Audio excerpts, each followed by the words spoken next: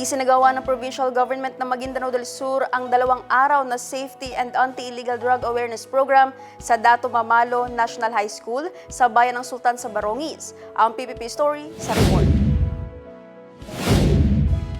Pinangunahan ng aktibidad ng Office of the Provincial Planning and Development Coordinator, katuwang ang Bureau of Fire Protection Sultan sa Barongis, Philippine National Police at Municipal Anti-Drug Abuse Council sa suporta ng Provincial Disaster Risk Reduction and Management Office.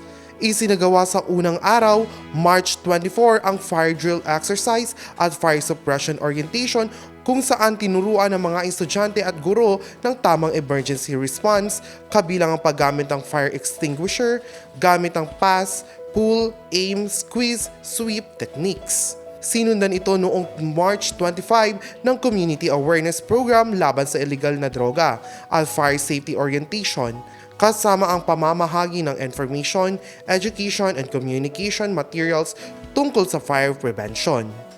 Malaki ang naging papel ng PDRMO sa implementasyon ng programa at pagpapalawak ng kaalaman ng mga kalahok sa pamamagitan ng IEC materials.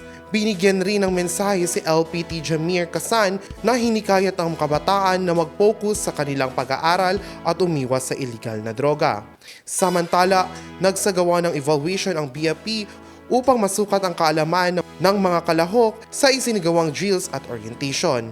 Nagtapos ang aktibidad sa isang photo opportunity bilang tanda ng matagumpay na pagsasagawa ng programa.